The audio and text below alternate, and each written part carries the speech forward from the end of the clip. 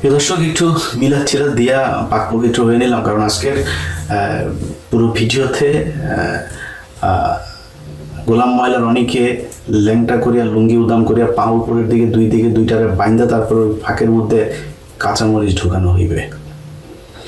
ও কালকে ওর ফেসবুকে যা করেছে এটা ওর মতো তো চোর তো সংসদে ঢুকছিল, ওই সংসদ সদস্য বহু পরের কথা। একজন সর্বোচ্চ লেভেলের কোনো মূর্খ মানুষও ওর মতো এই ভাষায় একজনের মাকে নিয়ে এই ধরনের কথা বলতে পারে না। সে নারী ছবি দিয়ে বলেছে ওই মহিলা নাকি আমার মা, এবং যা মনে চায় তাই লিখেছে, খুব জঘন্য ভাষায়, সেগুলো এখানে রিপিট করলাম না। খুঁজে দেখলাম সেই মহিলা হচ্ছে কি আপনার পাকিস্তানি এক মডেল, ব্রিটিশ পাকিস্তানি মডেল। সে তো সমস্যা নেই, সে আমার মায়ের ছবিও যদি সে পাইতো দিত, সমস্যা নেই, দিয়া যদি তার আমার মাকে নিয়ে তার যদি কোনো অবজারভেশন থাকে, খারাপ কিছু থাকে, তাহলে এই করতো। তো এদের ভেতরে একটা আছে, আগের অনুষ্ঠানে যখন আমি করলাম, করার পরে সে বললো যে আমি তার নাম বিকৃত করেছি, এই জন্য সে কোনো প্রশ্নের জবাব দেয়নি। তার সে যে সারা জীবন যে চুরি বাটপারি যা যা করেছে, এলাকার লোকজন তার বিরুদ্ধে যা অভিযোগ করেছে, কোনো কিছু জবাব না দিয়ে সে বললো যে তার নানা না দাদা, সে হলো তার কালামিয়া হয়েছে গিয়ে তার নাম রেখেছে গোলাম মাওলা, আমি সেটাকে গোলাম ময়লা বলেছি, নাম বিকৃত করেছি, খুব অন্যায় করেছি, এই জন্য আল্লাহর কাছে সে বিচার দিয়েছিল, মনে আছে নিশ্চয়ই আপনাদের। তো আমি তো তোর নাম বিকৃত করিনি রনি, আমি তোর নাম পাল্টে দিয়েছি, তুই গোলাম মাওলা না, মাওলার গোলাম তুই হইতে পারিস না, তুই ময়লার গোলাম, শয়তানের বদমাইশের হাসিনার গোলাম। এই যে এখন আবার দেখছিস না, তোরে একবার তুই জামাতে, একবার বিএনপিতে, একবার আওয়ামী লীগে, একবার এইটাতে ওইটাতে গিয়া শেষে আবার আওয়ামী লীগে ফিরে আসছিস। এখন কেউ তোরে লাগায় না, এখন তুই আওয়ামী লীগে এসে আবার ফের মন মারা দিচ্ছিস। যাই হোক, এখন এই লোক হঠাৎ করে এইরকম একটা পোস্ট করলো। তো আমি আপনাদেরকে বলেছি যে সে আমাকে নিয়ে যা বলেছে, আমি ব্যক্তিগত কোনো নিতে আমার একদম সমস্যা না। আমি ব্যক্তিগত নেওয়ার জন্য রেডি, এবং আমি কিছু কিছু মানুষের ব্যক্তিগত উলঙ্গ করার জন্য রেডি। সেগুলো কারা ধরেন যাদের ভারত কানেকশন থাকবে, আওয়ামী লীগ কানেকশন, ওদের ক্ষেত্রে আমার এথিক্স মেথিক্স কিচ্ছু কাজ করবে না। যেখানে পাবো না, আমার বিএনপির স্থায়ী কমিটির অন্তত 4-5 জনের জিনিস আছে, ছাড়ি না কেন বল দেব। সব শেষ, নোয়াখালীর এক বিএনপি নেতার ইদানিং তিনি একটু ডাউনে আছেন, একসময় খুব বড় নেতা ছিল, একসময় খুব বড় ধরনের আলোচনা ছিল তারে নিয়ে, আর বেশি বললাম না। তার একটা জিনিস এসছে আমার কাছে, তো এরকম অনেকের আছে, কিছু বলি না। বাট ফখরুলের পাইলে কিন্তু দিয়ে দেবো, সালাউদ্দির পাইলে দিয়ে দেবো, কেন জানেন? কারণ এগুলি হলো ইন্ডিয়ান চর। সো আমার ইন্ডিয়া আওয়ামী লীগের কানেকশন থাকলেও অন্যদের ব্যাপারই না, অনেকের আছে, এগুলো আমি দেই না, এগুলো দেওয়ার এখন বয়স হয়েছে, দেখছি না মাথার চুল মুল সব কিছু, কিন্তু মানে আমার কিন্তু 90% চুল পাকা। এতদিন মেহেন্দি টেন্দি দিয়া তারপরে একটু কালা টালা করে রাখতাম, কালো রং করা তো আবার হারাম। তো এখন ওই রঙ করি না, পুরো সাদা করে ফেলছে। এখন বয়স হচ্ছে, একটু তো ঠান্ডা হওয়া দরকার, তো হিসাব করে এই করতে। বাট আওয়ামী লীগের ক্ষেত্রে একদম জীবনের আল্লাহ যদি বাঁচায় রাখে, 80 বছর বয়স হচ্ছে যদি আল্লাহ বাঁচায় রাখে, একদম চুলদারি গোপ সব পাকা, চামড়া টামড়া টান পড়ে গেল, আওয়ামী লীগ আর ইন্ডিয়ার কানেকশন আছে কারো, ওর নুনু পাইলে আপনাদেরকে দেখাই দেবো, আপনারা যাই মনে করেন, মানে কিছু করার নাই, কিন্তু অনেকের ক্ষেত্রে করে রাখি। তো আজকে জানিনি আলাপ করতে এসে তার ব্যাপারটা আগে বলি, তার আগে একটু পরীক্ষা করে নেব ওর জিনিসে মেশিনে শক্তি আছে কিনা, এটা ওর মুখ থেকে শুনে আসি আগে। চলেন। হ্যালো, আসসালামু আলাইকুম। তোমার শরীর কি বেশি খারাপ? জি। কি হয়েছে? এটা ক্লান্তি আর কিছু না। কালকে রাত ঘুমাতে পারিনি, সারা রাত অফিসে আসছি, আসার পরে কাজ করে মধ্যে কারেন্ট চলে গেল, শুয়েছিলাম, এই উঠলাম, এই মাত্র আমাকে দাঁড়াবো আর কি। আচ্ছা, রোজা কি আছো? হ্যাঁ, রোজা আছি। আমরাও রোজা আছি, তোমার সাথে একটু দেখা করতে চেয়েছিলাম। এটা আমার মেন্টাল, আমি আগে বলছি বারবার, এটা আমার জন্য মানসিক একটা অসন্তোষ তৈরি করে। এই জিনিসটা মানে তোমরা হয়তো যে জিনিসটা যেভাবে ভাবছো বা করতেছো, আমার দিকটা ভাবতে হবে। তোমরা ফোন করলে বা তোমরা কথা বলে, তোমাদের সাথে দেখা সাক্ষাৎ করলে, এটা আমাকে আরো অসুস্থ বানাই ফেলে। আমার পুরো এই যে আসছো, কোনো কথা নাই বার্তা নাই, সারপ্রাইজ, পুরো ঈদটা হারাম হয়ে গেছে। আবার এই যে তোমরা ঢাকাতে কেন আসছো, কি জন্য আসছো, আই ডোন্ট নো, কিছু জানি না। আসার পর আবার এখন তোমাদের সাথে দেখা করতে হবে, এই জিনিসগুলো আমার উপর চাপ পড়ে, প্রচন্ড চাপ পড়ে। এই বিষয়গুলো তো বুঝতে হবে যে আমি একটা সিস্টেমেটিক মানুষ, সিস্টেমের বাইরে আমি যেতে পারি না। না, তুমি কালকে বলেছিলা দেখা করবা, সেই জন্য ফোন করেছিলাম। ঠিক আছে, কালকে বলেছিলাম, কালকে ওকে ছিলাম সবকিছু, কিন্তু আজকে তো করতে পারতেছি না। ঠিক আছে, তোমরা ঢাকাতে কথা নেই, ঢাকাতে আসছে কেন? জেসিকা কোথায়? জেসিকা আসছে না চিরঙে? না, জেসিকাও আসছে, আমরা সবাই আসছি। আচ্ছা, কি জন্য আসছো তোমরা ঢাকাতে? আসলে তুমি তো জানো সবকিছু, আমার আসলে পিঠ আলে ঠেকে গেছে, বুঝছো। এখন এখন কি করব বলো না, তোমার এখানে ভেবেছিলাম যে তুমি আমাদের জন্য একটা কিছু করবা।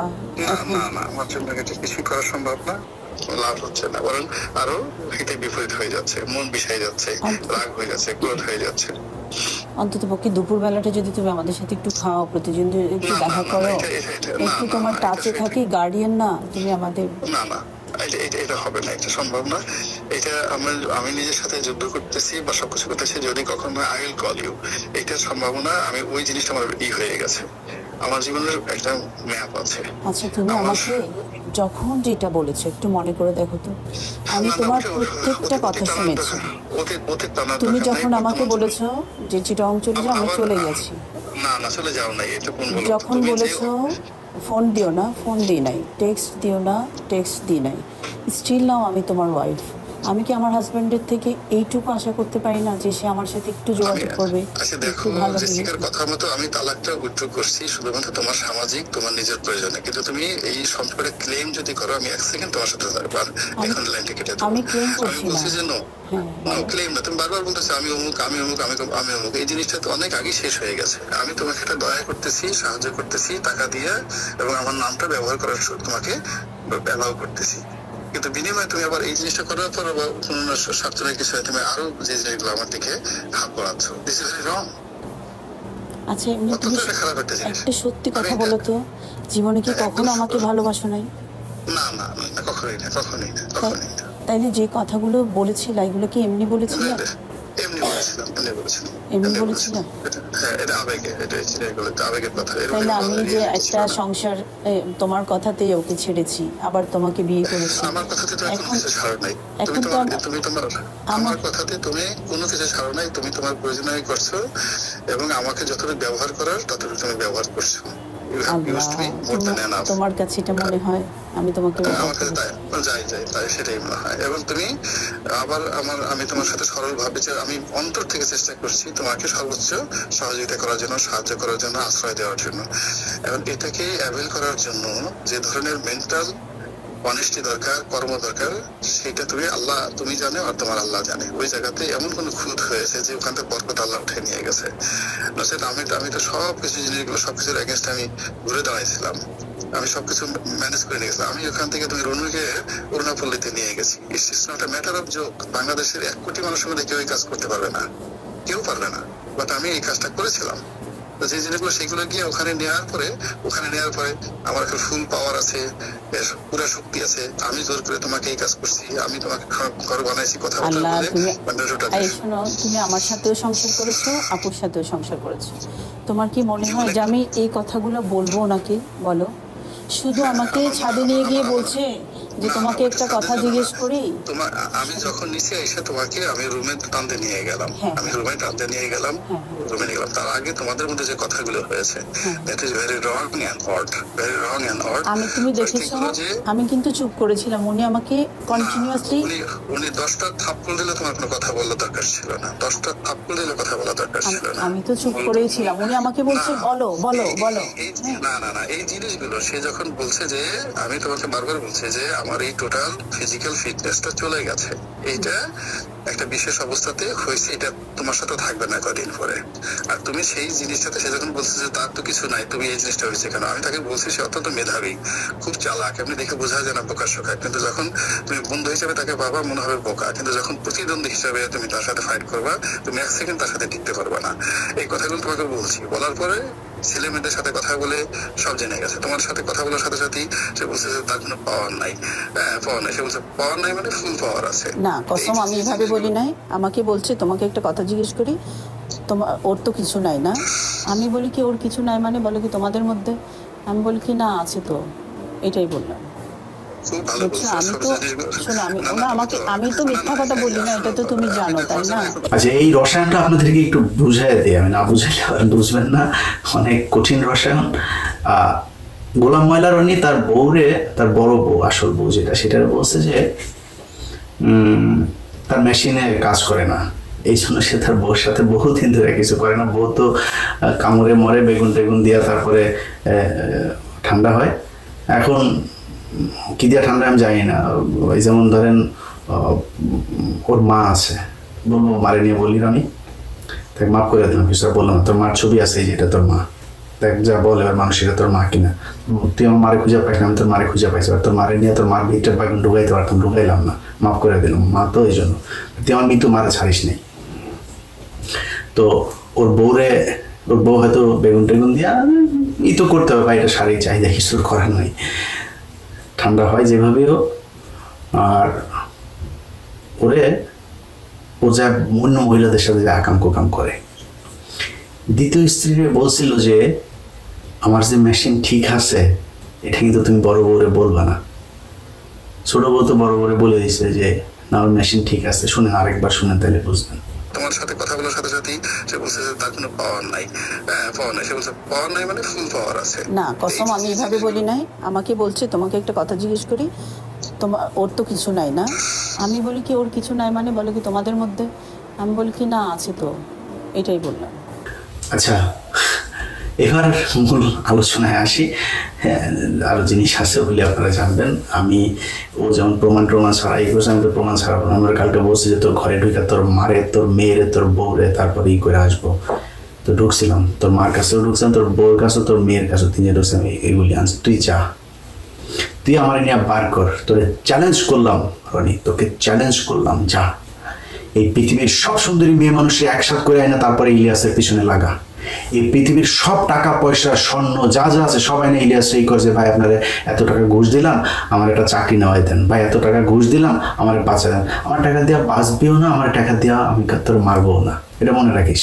আমি যদি তোর ধরি টাকা দিয়ে বাঁচবো না। অনেক মানুষজনের কাছে শুনি আমার নাম করে বিভিন্ন মানুষের কাছ থেকে টাকা পয়সা, ভাই দইরা পুলিশে দেওয়া তারপরে আমার খবর দেবেন।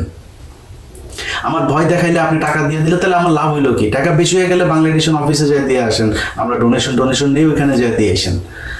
যাই হোক, কিনতে পারবি না, তুই আমার না সারাদিন চেষ্টা কর। দেখেন ও কালকের পোস্টে, ওরা সুশীল, এই সুশীলদের একটা ইয়ে আছে, ব্যক্তি আক্রমণ করা যাবে না। আরে বাবারে, ব্যক্তি আক্রমণ করা যাবে না। গোলাম ময়লা রনি, তুই এই যে জামাতের লোকগুলোরে একদম জাস্ট মেরে ফেললো কোনো কারণ ছাড়া। তারা নাকি পাকিস্তানের মিলিটারির কাছে যায় আওয়ামী লীগের লোকজনের মাদেরকে আর বউদের মেয়েদেরকে নিয়ে প্রোটেকশন ছাড়া প্রোডাকশন দিয়েছে, তারপরে এখন আওয়ামী লীগ যুবলীগ বের হয়েছে এগুলি। তো তোরা যেগুলি বলিস, তোরা যে পাকিস্তানি বীজ এটা যে দাবি করিস, তো এটা সত্যি কথা। মতিউর রহমান নিজামী তোদের মাদেরকে নিয়ে পাকিস্তানিদের সাথে লাগিয়েছে, এটা সত্যি কথা। এটা ব্যক্তি আক্রমণ না? আমারে নিয়ে তুই যে এই কাজগুলি করলি, মনে কর সত্যি সব, এটা ব্যক্তি আক্রমণ না? তুমি বলি তোর নাম গোলাম ময়লা রনি রেখেছি আমি, তোর নাম হচ্ছে গোলাম মাওলা রনি, তোর চাকালামিয়া তোর দাদা তোর নাম রাখছে, আমি তোর নাম বিকৃত করি, তুই আমার নাম বিকৃত করেছিস, আমার ইল্লু না কি যেন লিখে তারপরে ই করছিস, আমি কেয়ার করি না। এরকম বহুত কিছু সহ্য করা, এটা শর্ট জার্নি না, ইটস এ লং জার্নি। এটা সেই 2018 সাল থেকে সোশ্যাল মিডিয়াতে আছি, আল্লাহর রহমতে টিকে আছে, সম্মান দেয়ার মালিক আল্লাহ, নেয়ার মালিকও আল্লাহ। সো তোরে বললাম, তোর যা যা আছে সারা বাংলাদেশের সব ডিজিএফআই গোয়েন্দা সংস্থা সবাই লাগাই দে, ইলিয়াসে মায়া দিয়ে পটা দেখি কেমন পারিস, চ্যালেঞ্জ করলাম। এখন এরা ব্যক্তি আক্রমণ করতে গেলে, এরা কিছু বলে এদের ব্যক্তি আক্রমণ বলে তারপরে কান্দাকাটি শুরু করে, খেলা হবে। তুই আকাম কুকাম করে মিথ্যা দিয়ে, আমি সত্য দিয়া করবো প্রমাণ সহ। গোলাম ময়লা রনির দ্বিতীয় স্ত্রী, তাকে গোলাম ময়লা রনি বিয়ে করেছে, আমার কোনো সমস্যা নাই। গোলাম ময়লা রনি আরো 10টা বিয়ে করুক, আমার কোনো সমস্যা নাই। সেই মহিলাকে 2009 সাল থেকে তার পেছনে লেগে তারপরে সেই মহিলাকে বিয়ে করেছে। 18 সালে তাকে তার স্বামীকে তালাক দিয়েছে, 22 সালে বিয়ে করিয়েছে। বিয়ে করার পরে সেই মহিলার কাছ থেকে তার সম্পত্তি চেয়েছে, সেই সম্পত্তি তার নামে লিখে দেয় নাই, এই জন্য কয়দিন আগে ডিভোর্স দিয়েছে। পৃথিবীর কোন আইন, কোন সভ্যতা, কোন মানবতা এটাকে অ্যালাউ করে যে একজন নারীকে আপনি তার সংসার ভেঙে নিয়ে আসলেন, এনে তারপরে তার সম্পত্তির জন্য ই করলেন? সেই মহিলার ভাই নেই, মা নাই, বাবা নাই, বাবার সম্পত্তি বোনেদের মধ্যে বন্টন হয়েছে, বোনরা থাকে আমেরিকা, সে দেশে থাকে, সম্পত্তি সব সে দেখভাল করে। এই সম্পত্তি বাগিয়ে নেওয়ার জন্য গোলাম ময়লা রনি তার পিছনে লাগলো, বিয়ে করে টাকা পয়সা সম্পত্তি দেয় নাই, মহিলাকে ছেড়ে দিল। আপনাদেরকে বলেছে যে আমি ফাও কথা বলবো না, চলেন আমরা ওই নারীর কাছ থেকে শুনে আসি যে গোলাম ময়লা রনি তার সাথে কি কি করেছে। চলেন। হাজব্যান্ড থাকাকালীন মানে রনি কেন আপনাকে বিয়ে প্রপোজ করতো? আমাকে বলি যে ও কখনো আমাকে মানে প্রেম করার জন্য অফার করে। ও জানে আমার হাজবেন্ড আছে, বুঝছেন? এবং হাজবেন্ড থাকার পরও সে আমাকে দেখেছে, কিন্তু সে আমাকে বিয়ের কথাটা বলতো, বুঝছেন? তখন বলি কি, দেখেন আমার তো হাজবেন্ড আছে আর আমি তো ভালো আছি, আমি তো আপনাকে বড় ভাই হিসেবে জানি। হ্যাঁ, আপনি যদি বিয়ে করতে হয় আপনার কাউকে করেন, তখন সে চুপ করে যেতে আর কিছু বলতো না। আবার ধরেন অনেকদিন পর গিয়ে আবার বলছে যে আমি ফ্যামিলিতে আমি অনেক অশান্তিতে আছি, ফারসানা দেখো আমি অনেক অশান্তিতে আছি, তো আমি তো আসলে মানে আমি ইসলামের বাইরে যেতে চাই না, আমি তোমাকে বিয়ে করতে চাই। তো পরে সে আমাকে বললো যে না, আমি এক কাজ করি, হোটেল রেডিসনে রুম বুক করে আমি থাকবো ওখানে, আমি তোমাদের বাসায় গিয়ে সিগনেচারটা করে আবার রেডিসনে এসে রেস্ট নিবো। আবার যেতে যেতে বললো যে না, যেহেতু মা মানে আমার আম্মা আছে, হ্যাঁ আম্মার বাচ্চাদের জন্য একটা রুম নিলাম, তারপর আমি একটা রুমে থাকবো, সবাইকে নিয়ে রেডিসনে আসো, ওখানেই বিয়েতে হবে। আমি সবাইকে নিয়ে রীতিমতো তার সে যেভাবে সিদ্ধান্ত নিয়েছে ওখানে একটা মানে ইয়ার ওসি কি বলে সিবিআই এর একজন ওসি, ওনার ফুল ফ্যামিলি, তারপর হচ্ছে আমার একটা ফুফাতো ভাই, আরো কিছু গেস্ট, তারপরে আমাদের টিপসের যিনি হুজুর উনি, তারপরে হচ্ছে আপনার কাজী, এরকম বেশ কিছু লোকজন আমরা ওখানে গেলাম। শুক্রবার দিন জুমার ঠিক আগে আগে করে বিয়েটা হলো। তারপর কাজী সাহেব ওখানে গেলেন, যাওয়ার পর ও বললো আজকে 13 তারিখ, এই জন্য আপনাকে 13,000 টাকা দিলাম, আজকে যদি 30 তারিখ হতো আপনাকে 30,000 টাকা দিতাম, কাজীকে বলছে। আবার আমাদের যে হুজুর বিয়ে পড়িয়েছে ওনাকে 2,000 টাকা দিয়েছে। দেওয়ার পরে সবাইকে নিয়ে তারা আবার বাইরে চলে গেল, এলো আমাদের জন্য আবার যে রেডিসনের লাঞ্চের প্যাকেট নিয়ে আসছে।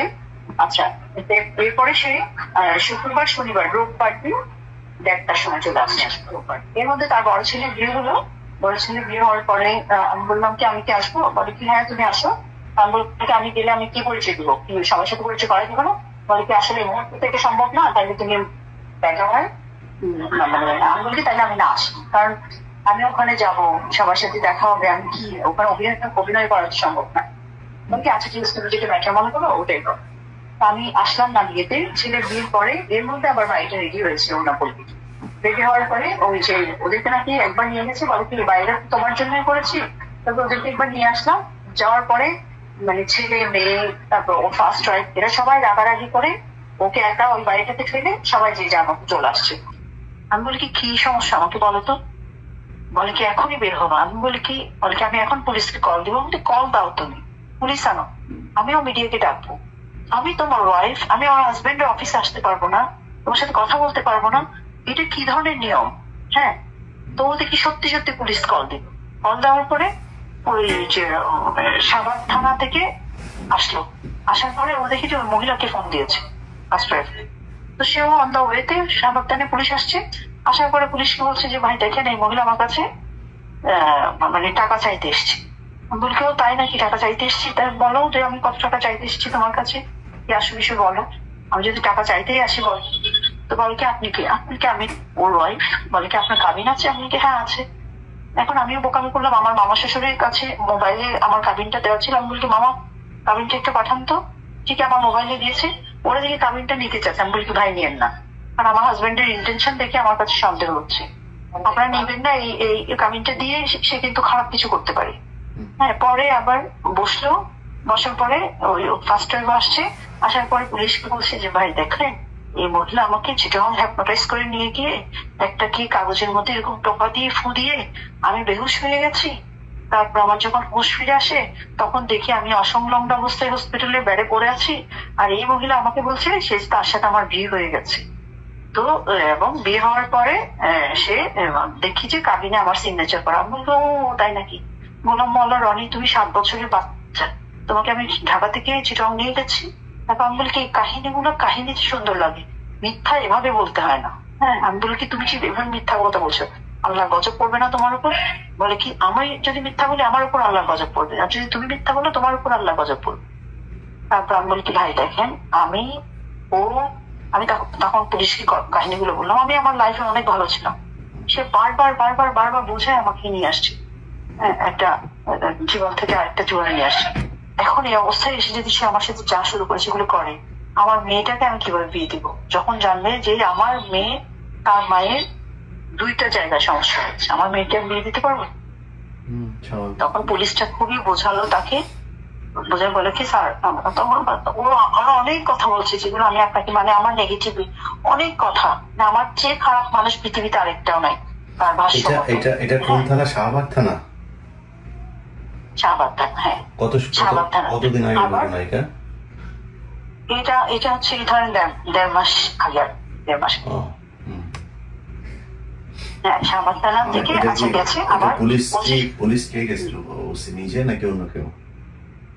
না, ওসি পাঠিয়েছে, ওই দুইজন ওই যে টহলে থাকে না যারা 999-এ, হ্যাঁ ওদেরকে পাঠিয়েছিল আর কি।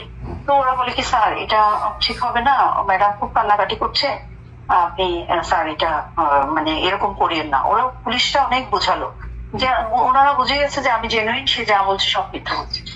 আচ্ছা তারপরে এরপরে আমি অনেক বুঝাইতে চাই, আমি বলি ভাই দেখেন আমি শুধুমাত্র তাকে দেখতে আসছি, আমি হয়তো 10টা মিনিট এখানে বসতাম, কারণ সে মানে আমার মেয়ের জন্য একটা প্রস্তাব এসেছিল আমার বোনের হাজবেন্ডের নেভার, তো ওরা নাকি দেশে এসে আবার ওর সাথে যোগাযোগ করেছে, মানে আমার মেয়ের ব্যাপারে আর কি। বলি আমি তো আগামীকালই চিটাং চলে যাবো, আমি আমার মেয়ের এর বিষয়টা, আর ও যে খুবই অসুস্থ, আমার হাজবেন্ড খুবই অসুস্থ, আমি ওকে একটু দেখতে আসছি ভাই, এই অপরাধের জন্য ও আপনাদেরকে কল দিয়েছে। আচ্ছা এটার পরে সে ওদের কাছ থেকেও কাবিনটা নিতে চাইলে ওরা দেয়নি। এরপরে কি করেছে, আমি বের হয়ে শাহবাগ থানার ওসিকে ফোন করলাম। ওসি সাহেব বলে কি ভাই আপনার এমনিতে আমাদের জায়গায় আমরা পাচ্ছি না, আপনাদেরটা আপনারা সামলান, তো কোনো মিটিং টিটিং করতে পারবো না। হ্যাঁ, তো আমি কি করলাম, বলি কি এখানে তো চাইলে সমাধান হচ্ছে না, তাই না? আমি বললাম কি আমার শাশুড়ি যেহেতু ওর বাসা আছে ধানমন্ডির বাসায়, আমি ওখানে গেলাম, ধানমন্ডির বাসায় গেলাম, গিয়ে আমি বলি কি যেভাবে হোক আমি ওকে ম্যানেজ করবো আজকে। হ্যাঁ, এটা আমার বিয়ে ছিল। ধানমন্ডির বাসায় যখন গিয়েছি, এর মধ্যে আমার শাশুড়ি আমাকে দেখে ভয় পেয়ে গেছে, মানে কারণ ছেলে বউ তো মহাদজ্জাল। হ্যাঁ, তো কি করেছে, ওই যে ওখান থেকে আমার শাশুড়ি ফোন করে বলেছে ফারজানায় কেন আসছে। আমাকে বলি কি তুমি কোথায়? আমি বলি কি আমি ধানমন্ডির বাসায়। বলে কি তুমি এখন বের হয়ে যাও। আমি বলি কি কেন, তোমরা আসো, আমি তোমাদের সাথে কথা বলবো। তখন দেখি ওরা নিউ মার্কেট থানায় গিয়ে আমার নিউ মার্কেট থানা থেকে টহল 999-এর পুলিশগুলো পাঠিয়েছে। পাঠানোর পরে সেম থিং নিউ মার্কেট থানার ওসিকে বলছে যে আমি তাকে হ্যাপনোটাইজ করে বিয়ে করেছি, হ্যাঁ কাছে যাই। এখন ওরা আমাকে বলে কি ম্যাডাম চলুন। আমি বলি কি কেন, এটা আমার হাজবেন্ডের বাসা, এই যে আমার শাশুড়ির সাথে কথা বলে। ওরা আমার শাশুড়িকে জিজ্ঞেস করেছে আপনার ছেলের বউ? বলে কি হ্যাঁ। এখন তারপর বলে কি আপনি আসেন। আচ্ছা এসে দেখি এরা দুইজন বসে আছে, ওই মহিলা আর এই বসে আছে। বসে থাকার পর আমাকে বলে কি উনি কি? আমি বলি আমার হাজবেন্ড। বলে কি কেমন হাজবেন্ড, আপনার কাবিন আছে? আমি বলি কি অবশ্যই আছে, দেখেন কাবিনটা দেখেন। বলে কি দেখ তো আপনার কাবিনটা একটু ভাই দেওয়া যাবে না, আপনি এমনি দেখেন। তখন দেখি যে সে আমাকে বিভিন্ন ভাবে জেরা করছে, আমার এত অপমান লাগছে, কান্না আসছে।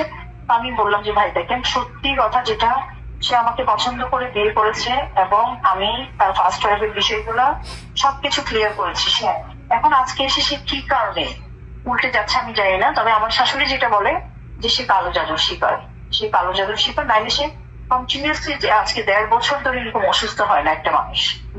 তারপরে বলে কি আচ্ছা ঠিক আছে আপনার মোবাইলটা দেন। মোবাইলটা নিয়ে আমার মোবাইল থেকে ওই আমার কাবিনটা নিল, নেওয়ার পরে বলে কি আচ্ছা ঠিক আছে কালকে সকালে মিটিং হবে, এখানে মিটিং হবে, আপনি মানে কোথায় যাবেন ম্যাডাম? আমি বলি কি আমি এত রাতে কোথায় যাবো, আমি আমার হাজবেন্ডের বাসায় থাকি, রাতটা আমার হাজবেন্ডের বাসায় থাকি, আমি তো এত রাতে আমি কোথায় যাবো একা? আমি বলে কি না আপনি ওখানে যেতে পারবেন না। আমি বলি কি কোনো ওয়াইফ তার হাজবেন্ডের বাসায় যেতে পারবেন, এটা কেমন কথা? তাই তো আমি থানায় বসে থাকি। বলে কি না থানায় বসে থাকা যাবে না। আমি বলি কি তাইলে আমি করবো কি? বলে কি আপনার কেউ নাই? তো আমি অনেকক্ষণ পরে প্রায় 12টা আমি বলি আচ্ছা ঠিক আছে আমার একটা মামা আছে, আমার মানে মামা শ্বশুর আর কি, তো তাইলে আমাকে ওখানে দিয়ে আসে। তারা কি করলো, পুলিশের গাড়ি দিয়ে আমাকে ওই আমার মামা শ্বশুরের বাসায় দিয়ে আসছে, পুলিশ একদম বাসায় দিয়ে কাছে দিয়ে আসছে। তারপর দিয়ে মিটিং করার কথা, অনেকে কয়েকবার ফোন দিয়েছে, ফোন ধরলাম। এর মধ্যে সে সেই কাবিনটা নিয়ে মানে ডিভোর্স লিখে চিটাং পাঠিয়ে দিয়েছে, বুঝছেন? তো আমি তো ঢাকা, আমি তো ওখান থেকে আমাকে ফোন করেছে যে একটা চিঠি আসছে। আমি বলি কি চিঠি, মানে কি এই যে ওর অফিসের অ্যাড্রেস বলেছে। আমি বলি কি ভাই চিঠিটা আপনি রিটার্ন দেন, যেহেতু আমি নাই। হ্যাঁ, রিটার্ন দেওয়ার পরে দ্বিতীয় দিন আবার মানে যেদিন মিটিং হওয়ার কথা তারপর দিনের পরদিন 4টার সময় মিটিং এর ডেট দিয়েছে সে। তো আমি গেছি, আমি যখন নামাজ পড়তে গেছি উপর আসর নামাজ, তখন আমার আরো দুটো মামা শ্বশুর ছিল, মানে আমি নিয়ে গেছি একদিন ওখানে। তখন সে নাকি বলেছে যে সে আমাকে ডিভোর্স দিয়ে দিয়েছে কাজীকে ডেকে, কাজীর সামনে। এখন মানে তার আর কিছু করার নেই। এই হচ্ছে গোলাম ময়লা রনি। এই গোলাম ময়লা রনি টেলিভিশনে পত্রিকায় গিয়ে কলাম লেখে, টকশোতে অংশ নেয়, ইউটিউবে এসে বড় বড় কথা বলে। আরে বেটা, আমি ইলিয়াসের নামে যেদিন কিনা ঢাকা শহরে আমার বাপ যা রেখে গিয়েছে তারপরের 1 ছটাক জমি হবে, আমেরিকায় 1 ছটাক বাড়ি হবে, গাড়ি হবে, সেটার জন্য আমি জবাব দেবো। আমেরিকায় যদিও একটা বাড়ি আর একটা গাড়ি সবারই না হওয়া অস্বাভাবিক, হওয়া স্বাভাবিক। 1 বাড়ি আর 1 গাড়ির পরে যেদিন চলে যাবে সেদিন বুঝবি যে ওই 2 নাম্বারই করা শুরু করেছে। তোর এত টাকা পয়সা, এত বাড়ি, এই যে জাহাঙ্গীরনগরে যেটা বললো যে অরুণাপল্লীতে যে বাড়ি, বিশাল বাড়ি, সুইমিং পুল টুল করে, এই বাড়ির টাকা তুই কোথায় পাইলি, এটা জবাব দিতে হবে। আমি দুর্নীতি দমন কমিশন, পুলিশ প্রশাসন যারা আছেন তাদেরকে বলবো যে গোলাম ময়লা রনির ব্যাপারে খোঁজ নিতে হবে। আর রনি, তোরে বলি এবং তোর সাথে সাথে আমার যারা দর্শক আছে তাদেরকে আমি বলি, ভাই শুরুতে যেটা বললাম যে বয়স হয়েছে, তো এখন এইসব বিষয় নিয়ে, এগুলো সংবেদনশীল বিষয়, এগুলো নিয়ে কথাবার্তা বলতে গেলে একটু হুশ করে বলা উচিত, সবারই বলা উচিত। আমি নিজে ওইটা মনে করি। আর কারো ব্যক্তি লাইফ সামনে আসুক, যে একটু বললাম ইন্ডিয়া ভারতের ব্যাপারে আমার ধর্মও আমি মানবো না। আমার যদি জিজ্ঞেস করেন যে ভাই ইসলাম মানবেন কিনা, ওইটার ক্ষেত্রে আমি আল্লাহর কাছে মাপ চাইনি, আল্লাহ মাফ করে দিয়েন। আমি এদের ক্ষেত্রে টর্মর কোনো প্যারামিটার আমি মানতে যাবো না, যেমনে পারি ওদেরকে ভরে দেওয়া হবে। আওয়ামী লীগের ক্ষেত্রে কোনো মাপ নাই, কারণ এরা আমারে এই আমেরিকাতে যতভাবে কষ্ট দিয়েছে, ওই কষ্ট সহ্য করতে পারবে না। আপনারা এখানে দেখেছেন না আওয়ামী লীগের সাথে যে মারামারি, গালাগালি করেছে, যে একদিন ইচ্ছা মতো ওদের সব কটার মারে যে শেখ মুজিবুর দিয়ে লাগাইছি, মনে আছে না? কেন বলেছিলাম জানেন? আপনারা তো শুধু ভিডিওটা দেখেছেন। আমি অনেক উত্তেজিত। আমি ভাই এত উত্তেজিত না, আমাকে যারা ব্যক্তিগতভাবে চিনেন, আমি যথেষ্ট পোলাইট, খুব নরম টাইপের একজন মানুষ। বাট হঠাৎ রাগ হয়ে, কখন রাগে আমি নিজেও জানি না কেন রেগে গেলাম, হঠাৎ করে রাগ হয়ে যায়। কিছু জায়গায় আমি সহ্য করতে পারি না। যেদিন ওই গ্যাঞ্জাম, তার 2 দিন পরে আমার মা মারা গিয়েছেন, এবং আমি পাশে দিয়ে হেঁটে আসছিলাম, আমার মাকে তুলে গালি দিয়েছে। যখন গালিটা দিল, আমি ঘুরে দাঁড়াইলাম, দাঁড়ায় দেখি যে তারা অন্যদিকে তাকায় কথা বলছে, আমার দিকে আর তাকায় না। তখন আমি ওদের মারে তুলে, শেখ মুজিবরে তুলে আমি বললাম যে আমার মারে গালি দিছিস, তোদের সব কটার মারে শেখ মুজিবরে দিয়ে লাগাই। খুব খারাপ ভাষায় এখানে বলছি না, খুব খারাপ ভাষায় বলেছিলাম। আর সব কটা এসে আমার মারতে, আমি তো ধুইছি ভাই, জীবনে গালাগালি যা শুনছি সব দিছি, কেউ গায়ে হাত দেয় না এখানে, বুঝছেন না? এখন সমস্যা তো এই যে 2 দিন আগে ওই যে একজনকে, আমাদের হিমেল নামে একজনকে তারা গালাগালি করেছে, সে যে সেখানে ভিডিও বানিয়েছে, এই জন্য ও আবার যা পুলিশের কাছে মামলা হয়েছে, খুঁজতেছে ওগুলো। ওরা জানে এখানে সমস্যা, পুলিশ নিয়ে আকাম কুকাম এসব করা যাবে না। ব্যাস, এরা ঠান্ডা, এখানে একদম ঠান্ডা, পুরো ঠান্ডা।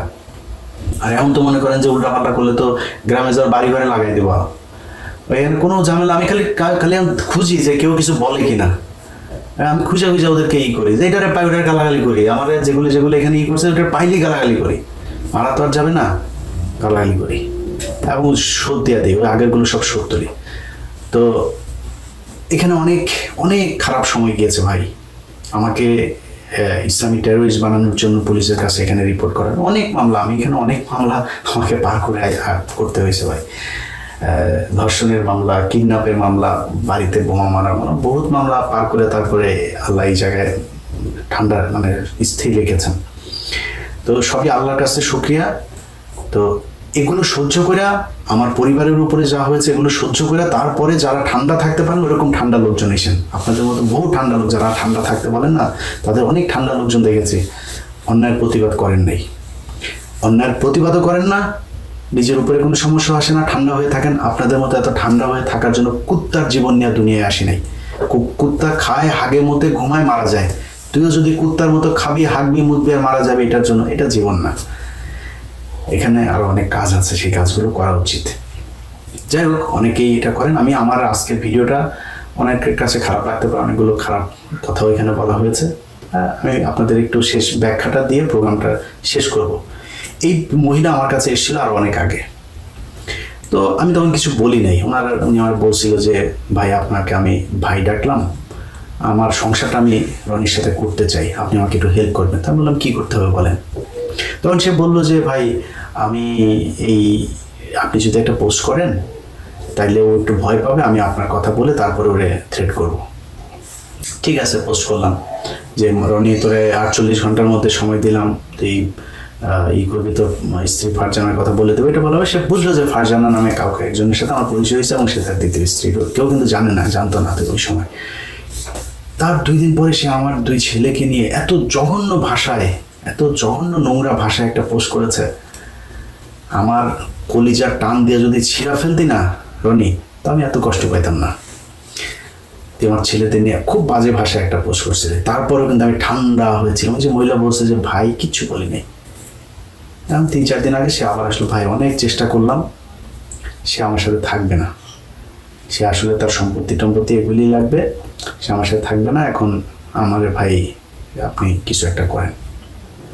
বললাম কি করবো আপা, আমার কাছে যে সুযোগ আছে আমি তো একটা সংসার ওরে বলে করতে পারবো, ওর সাথে আমি কথা বলতে পারবো না, আপনি করেন, যদি অনুমতি দেন তাহলে আমি ভিডিও আপনার বক্তব্য এগুলো আমি চালাইতে পারি।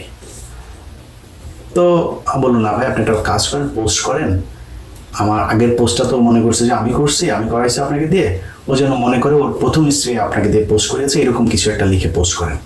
তখন আমি এই যে 2 দিন আগে একটা পোস্ট করলাম যে এইতেই রুনু ওর দ্বিতীয় স্ত্রী, প্রথম স্ত্রী।